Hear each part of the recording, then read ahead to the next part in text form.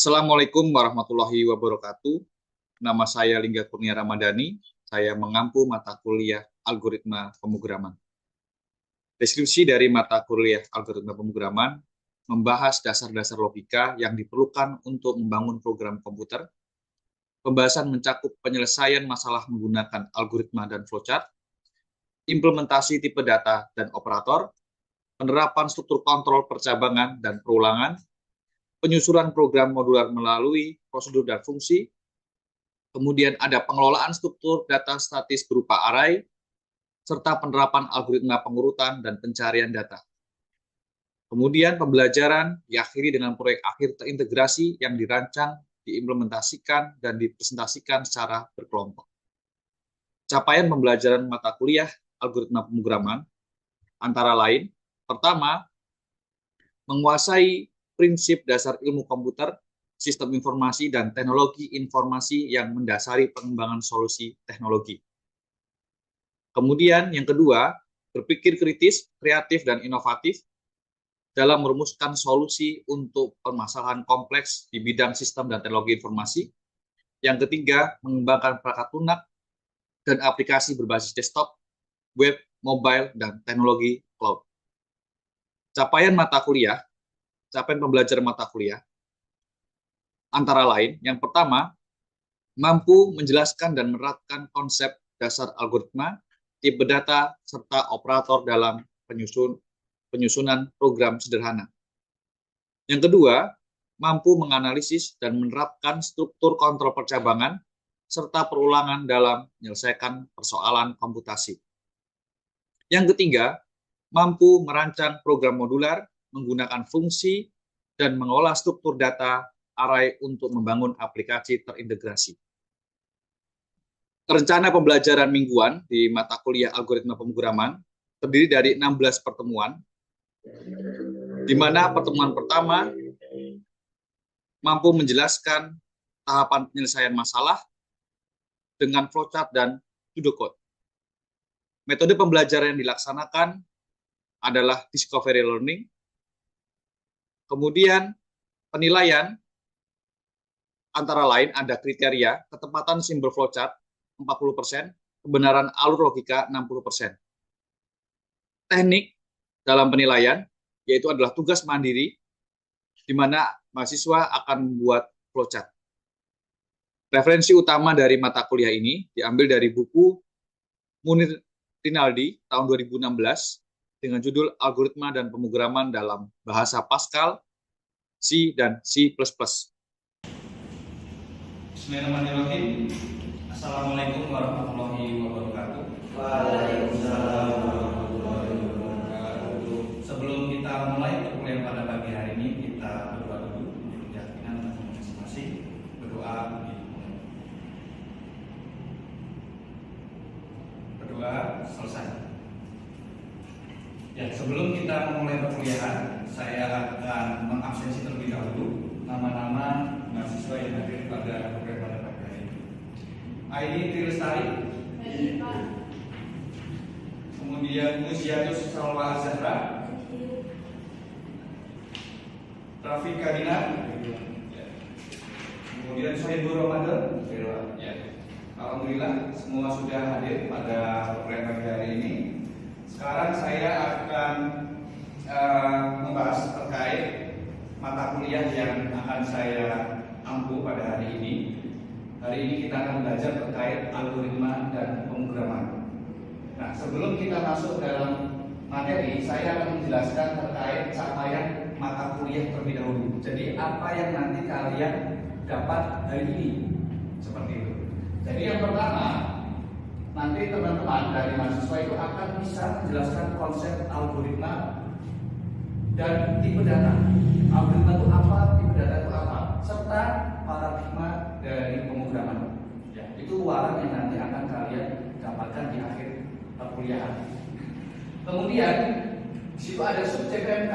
Nah, subjek PMK ini yang akan kita pelajari materi hari ini, ya.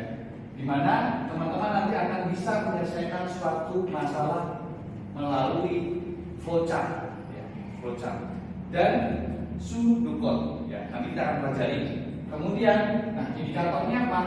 Tentunya nanti mahasiswa bisa menjelaskan ya, apa itu flowchart, kemudian apa itu pseudocode. Oke, sampai sini ada pertanyaan? Tidak ada? Tidak ada ya. Nah, sekarang kita akan membahas terkait kontrak perkuliahan. Jadi dalam kontrak perkuliahan, saya memberikan bobot terkait penilaian. Yang pertama itu ada terkait tugas mandiri. Nah, tugas mandiri ini memiliki bobot total dari 16 pertemuan yang kita akan laksanakan itu sekitar 20%.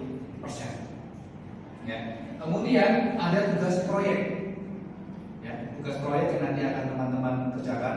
Ada yang mandiri dan ada yang berkelompok dalam nanti pelaksanaannya itu sekitar 30%. Kemudian ada UTS 20% dan UAS 30%. Nah, masing-masing dari bobot penilaian itu terselip juga dari kehadiran. Ya, ketika teman-teman hadir dalam perkuliahan itu akan masuk dalam tugas mandiri, tugas proyek, UTS dan UAS. Jika tidak hadir, otomatis juga tidak mungkin mengerjakan tugas mandiri, tidak mungkin mengerjakan tugas proyek. Seperti itu. Ini sepakat atau tidak? Sepakat ya. Oke, alhamdulillah. Nah, setelah kita bisa terkait kontrak, kita akan coba masuk pada materi hari ini. Nah, di sini saya akan memberikan subtopik yang akan kita pelajari ya dalam hari ini. Yang pertama terkait pengantar algoritma dan pemrograman. Yang kedua struktur dasar algoritma dan yang ketiga flowchart dan pseudocode. Nah, sekarang saya akan membahas yang pertama pengantar algoritma dan pemrograman. Sekarang sebelum kita baca definisi dari algoritma pemrograman, saya ingin bertanya terlebih dahulu. Apa yang Anda tahu terkait algoritma? Ada yang bisa jawab? Jawab, Pak. Ya. Jadi kalau sepengetahuan saya, algoritma itu suatu susunan atau langkah-langkah yang menjadi pada suatu kehidupan yang ada dalam diri kita atau seseorang atau orang. Baik, ya. Sedikit benar ya. Jadi saya akan memberikan gambaran secara nyata terlebih dahulu sebelum kita masuk ke teori inti. Jadi dalam kehidupan sehari-hari itu pasti kita akan mempunyai suatu tujuan. Dalam menyelesaikan tujuan harus mempunyai langkah-langkah yang baik. Kenapa saya katakan langkah-langkah yang baik? Kalau kita tidak melaksanakan langkah yang baik, kita tidak akan sampai ke tujuan. Ya, akan salah arah. Nah, sekarang saya lempar satu kasus. Ada nggak di sini yang tahu resep dari nasi goreng? Ya, cara membuatnya seperti apa? Yang pertama pastinya menyiapkan bahan terlebih dahulu. Bahan terlebih dahulu. Terus yang kedua membuat bumbunya bumbu halus. Ya. Terus yang ketiga memasukkan minyak ke dalam wajan, baru masukkan bumbu dan nasi. Ya, betul sekali. Jadi itu menggambarkan algoritma. Kenapa? Kita mempunyai tujuan untuk membuat nasi goreng. Dalam membuat nasi goreng tentunya ada resep, ada langkah-langkah. Bayangkan ketika kita membuat nasi goreng, nasi langsung kita masukkan tanpa ada bumbu. Jadi nasi goreng atau tidak mas? Tidak jadi. Nah, gitu ya. Itu yang digambarkan sebagai algoritma. Jadi ada langkah-langkah. Termasuk kasus nyata ketika kalian ingin berangkat kuliah di pertemuan hari ini. Bangun pagi, sholat, mandi, makan, pakai baju yang rapi, berangkat naik motor sampai ke kampus dan melaksanakan perkuliahan. Dan harus ada akhirnya juga. Akhirnya apa? Jadi setelah menyelesaikan perkuliahan, kalian juga harus pulang. Nah, kalau mahasiswa sering ya, ini habis selesai kuliah nggak pulang. Ya. Nah, itu tidak menggambarkan algoritma. Jadi harus sampai selesai. Apa yang kita mulai harus ada akhirnya. Itu gambaran secara kasus di dunia nyata. Ya. Sekarang kalau kita bicara terkait definisi, algoritma adalah kumpulan instruksi diskrit yang didefinisikan secara presisi. Tadi yang saya katakan langkah-langkahnya harus presisi. Ya, kemudian untuk menyelesaikan suatu masalah dalam waktu yang terbatas. Nasi goreng harus terbatas atau tidak waktunya? Coba yang baju hijau, betul atau tidak? Harus terbatas atau tidak terbatas? Harus terbatas. Karena kalau nasi goreng menggorengnya lama, pasti akan gosong. Nah, seperti itu ya. Kemudian di sini ada dijelaskan dari Donald Knuth, ya, dia seorang peneliti.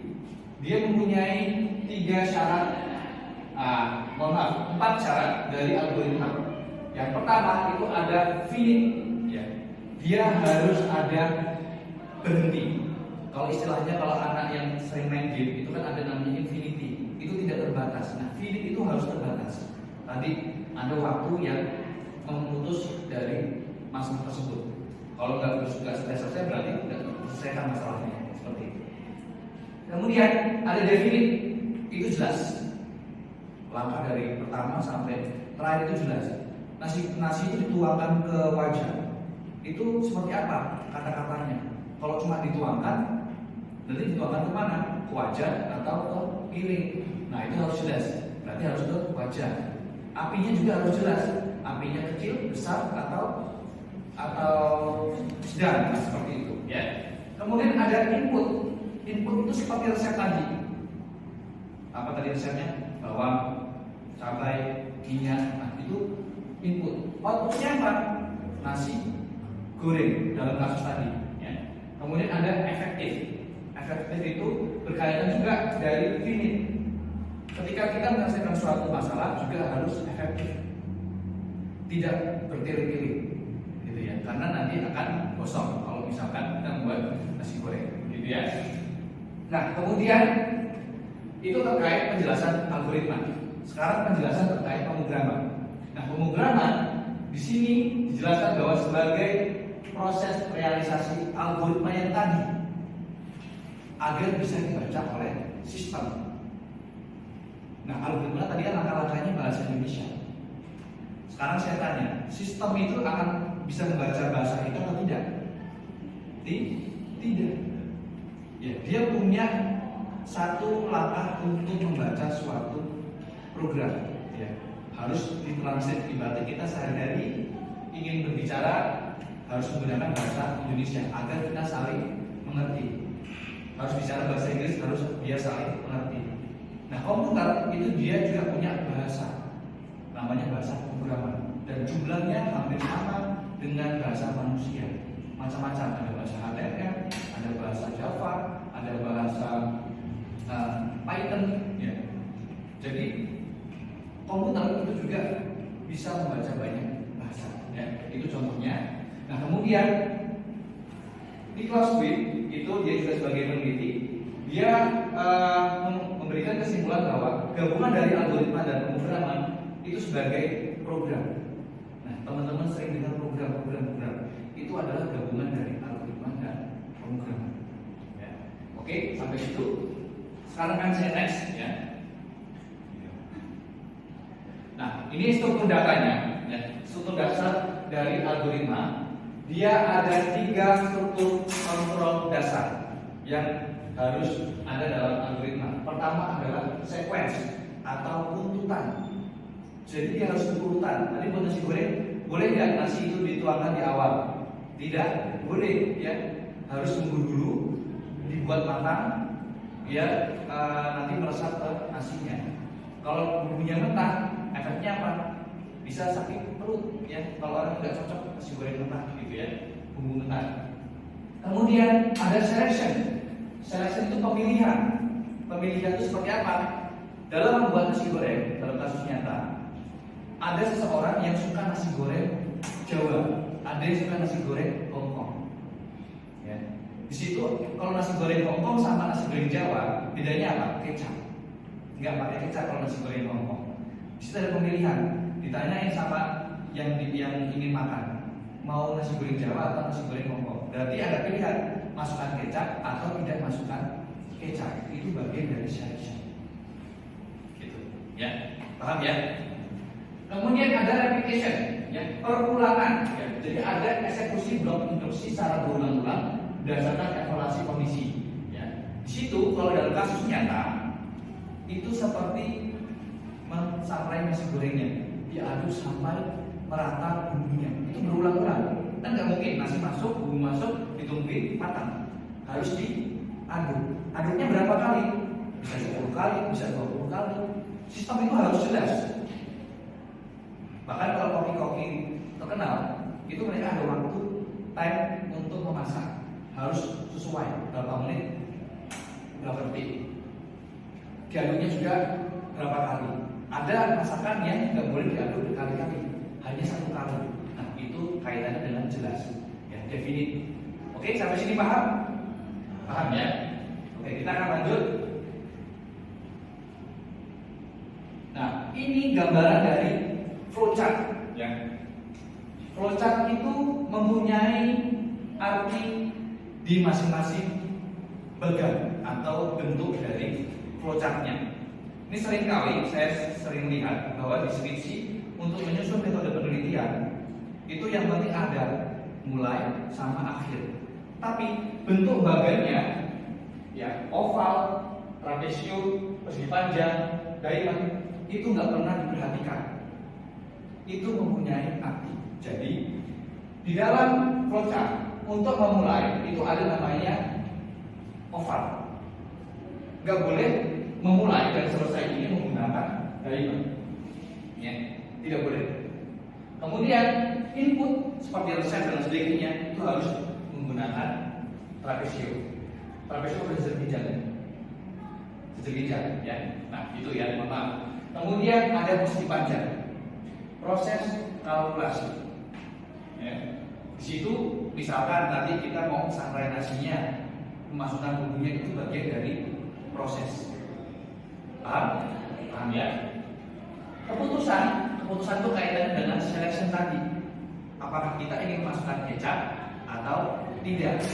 Jadi nanti dia akan ada garis di masing-masing flowchart ini. Karena ini kan masih gambar dari bagian, dia belum ada garis yang menyambungkan urutan tadi, sequence. Itu paham ya? Dan kalau kita lihat di penjelasan bahwa dia sebagai representasi visual, ya, untuk menggambarkan apa yang tadi kita jelaskan itu dalam bentuk visual, biar mudah membacanya seperti itu. Ya. Kemudian sekarang kita akan masuk pseudocode. Ya. Pseudocode itu istilahnya bukan bahasa pemrograman, tapi apa yang tadi kita jelaskan dibuat dalam bahasa Inggris. Ya, tadi di dalam struktur data algoritma ada namanya if. If itu apa? Jika. Ya. Kemudian ada lagi while, ya, dan lain sebagainya. Jadi pseudocode itu adalah mempresentasikan suatu algoritma dalam bahasa Inggris. Input, output, nah itu bagian dari pseudocode. Oke, paham? Ada pertanyaan dulu sampai sini? Masih bingung? Silakan. Cukup ya? Ya, tidak ada pertanyaan. Nah, sekarang di sini juga ada terkait tools dan flowchart, tools flowchart dan tools pseudocode. Teman-teman bisa dibaca, ya, macam-macam untuk membuatnya. Kemudian kita akan next di selanjutnya. Nah, ini kaitannya dengan contoh dunia nyata. Ya, di dunia nyata kasusnya seperti apa sih flowchart itu? Di sini saya akan memberikan gambaran terkait membuat mie instan. Ya. Di sini kita lihat pertama ada siapkan air dan mie instan. Kedua, rebus air. Ketiga, jika air mendidih, masukkan mie. Keempat, tunggu hingga matang. Kelima, mie instan siap dihidangkan. Ini mempresentasikan dari algoritma cara membuat mie instan. Walaupun belum detail, ya ini masih secara singkat. Nah, detailnya seperti apa? Ada waktu mendidihnya, ya, mie-nya mie apa, gitu ya. Nah, itu harus dijelaskan seperti itu. Kemudian gambaran ini seperti apa flowchartnya? Nah, kita lihat di bawah. Nah, bisa kelihatan bahwa di situ ada mulai, ada proses input mie, ada rebus air. Nah, di sini jika air mendidih, dia akan lanjut masukkan mie. Ada nggak di sini yang memasukkan mie ketika air belum mendidih? Ya ada yang beberapa ya. Kamu udah gak sabar nih, lapar gitu, masak aja, rebus, nunggu mie. Efeknya apa? Mie-nya akan mendot, ya akan lembek. Jadi tujuan kita untuk membuat mie yang enak itu tidak tercapai. Itu tadi kenapa ada namanya definisi jelas. Ya. Kemudian kalau di bawah lagi, kalau saya bawah lagi, nah di sini harus diakhiri. Mie siap, selesai. Harus ada selesai ini. Nah kalau airnya tidak mendidih, di sini ada selection. Dia akan kembali ke atas, rebus air sampai airnya mendidih. Kalau jika tidak mendidih, harus ditunggu. Kembali lagi rebus air. Jadi itu proses menggambarkan suatu algoritma. Oke. Nah sekarang saya ingin lempar satu ke mahasiswa, bisa jelaskan cara memakai sepatu. Salah satu ada yang mengatakan algoritma seperti apa? Cara memakai sepatu itu sederhana sekali. Oke, silakan. Yang pertama kan kita harus menyiapkan sepatu dan rasa kita terlebih dahulu. Selanjutnya kan kita mengeringkan kaki apabila kaki masih basah. Selanjutnya kita memakai kaos kaki di kedua kaki. Terus langkah selanjutnya kita memakai sepatu lalu ditaruh sepatu. Ditaruh sepatu. Oke, benar sekali. Ya, itu menggambarkan suatu kasus memakai sepatu. Itu udah bagian dari algoritma. Ya. Oke, ada pertanyaan di situ, bingung atau tidak? Atau mau merevisi apa yang disampaikan temannya? Ada yang kurang tadi? Benar ya? Sudah jelas ya. Nah, sedikit revisi dari Pak Lingga. Nah, tadi ada kaitannya definite jelas. Saya katakan cara memakai sepatu. Di situ harus ada namanya selection. Selection apa? Sepatunya sepatu laki-laki atau sepatu perempuan. Itu juga harus ada pemilihan. Sebelum kita pakai sepatu, kita lihat dulu sepatunya sepatu laki-laki atau sepatu perempuan, yang digunakan laki-laki atau perempuan. Kalau perempuan berarti saya ulangi, saya ambil sepatu yang laki-laki. Nah itu contohnya seperti itu ya, itu gambaran aja terkait flowchart. Sekarang kita akan next. Nah di sini contoh kasus flowchart dalam dunia industri. Tadi kita bicara terkait kegiatan kita sehari-hari. Ya. Di sini ada terkait sistem vending machine. Ada yang tahu vending machine? Apa? Suatu mesin yang untuk jual beli barang tapi harus masukkan lain terlebih dahulu. Jadinya kita tidak langsung bertemu dengan penjualnya. Ya, betul sekali ya. Walaupun di Indonesia tidak banyak, ya, tapi di beberapa tempat di kota, di mall itu sudah ada. Ya.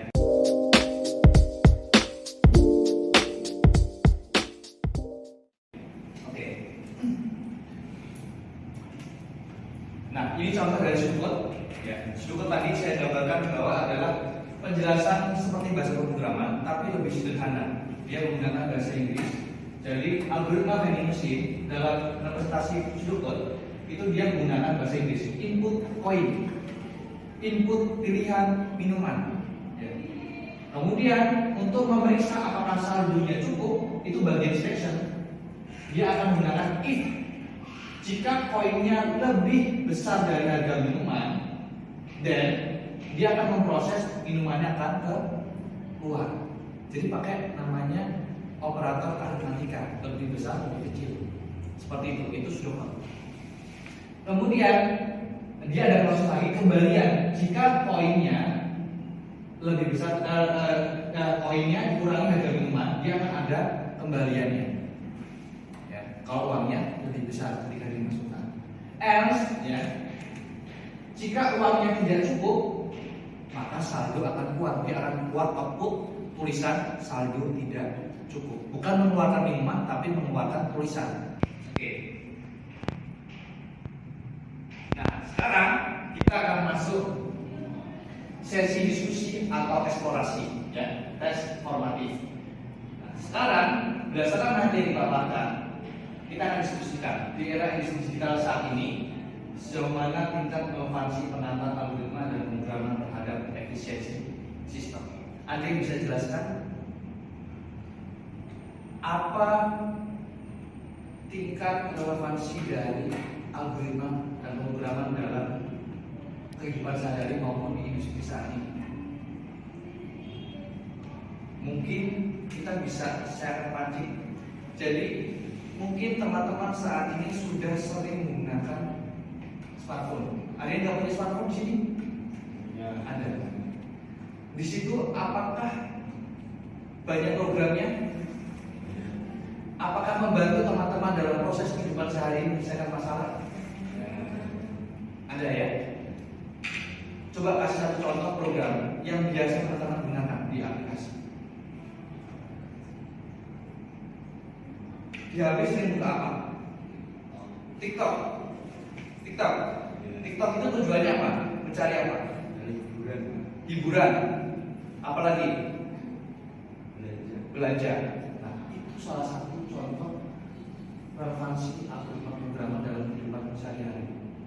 Orang sekarang mau belanja tidak perlu jauh-jauh, hanya tinggal menggunakan program TikTok, aplikasi TikTok. Semua proses perdagangan bisa dilakukan secara digital. Sudah diartikan oleh sistem. Pengecekan uang, pembayaran, kurir, semua sudah dilakukan oleh sistem. Jadi hampir sangat signifikan penggunaan algoritma pemrograman dalam kehidupan kita sehari-hari. Tidak hanya TikTok, WhatsApp, ya kita berkomunikasi dalam proses perkuliahan, ya saya mengirim tugas dan sebagainya. Itu juga bagian dari efisiensi sistem. Teman-teman nggak perlu ke rumah Pak Lingga, misalkan pas di kantor tidak ada, gitu ya. Tinggal WA, kirim lewat kurir, selesai. Dan membuat sistem itu menjadi efisien. Dalam proses akademik tidak perlu ada namanya surat print-printan. Surat bisa dikirim melalui digital. Tanda tangan juga bisa dilaksanakan melalui digital. Itu bagian dari ada sistem yang dinamakan algoritma. Proses itu bisa diefisiensikan, ya. Kemudian yang kedua, jika Anda menemukan anomali pada algoritma pemrograman, langkah mitigasi apa yang pertama Anda prioritaskan? Tadi ketika contoh yang sederhana, membuat nasi goreng. Ternyata ya, dalam membuat nasi goreng itu urutannya tidak jelas. Nasi goreng ternyata dimasukkan dalam proses input. Nasinya dimasukkan dalam proses input. Seharusnya apa? Nasi goreng itu nasinya dilaksanakan dalam proses proses. Tadi saya sudah ulangi. Jadi harus dilaksanakan dalam proses, bukan di input. Input itu adalah bagian dari tadi menyiapkan bumbu, menyiapkan nasinya. Ketika sudah masuk wajan, dia sudah masuk dalam proses. Jadi langkah mitigasinya apa? Merubah urutan menjadi sesuai. Agar apa? Efisien. Nah, kesimpulannya hari ini adalah algoritma itu hadir di sekitar kita setiap hari, bahkan sebelum ada yang namanya teknologi komputer. Nah, sekarang era berganti, industri semakin meningkat, digitalisasi semua lini akhirnya digabungkan dengan pemrograman dan menjadi suatu program yang menyelesaikan suatu masalah kita dalam kehidupan sehari-hari, semakin efisien. Kita sekarang tidak perlu jauh-jauh ke luar pulau untuk bertemu seseorang, bisa menggunakan Zoom, ya itu juga bagian dari algoritma. Di dalam aplikasi program tersebut ada namanya algoritma. Ya. Kemudian bertukar chat melalui WhatsApp, berdagang melalui Tokopedia, itu juga bagian dari algoritma. Itu kesimpulan hari ini. Nanti untuk tugas segera diselesaikan agar tidak lupa. Nah, minggu depan kita akan ulas kembali. Mungkin itu dari Pak Lingga. Sekian. Ada pertanyaan dulu terakhir sebelum saya tutup? Cukup ya? Ya, cukup paham semua. Kalau tidak ada pertanyaan, kita akan cukupkan program pada pagi hari ini dengan mengucapkan hamdalah bersama-sama. Alhamdulillah. Saya mohon maaf jika ada salah kata. Saya tutup. Assalamualaikum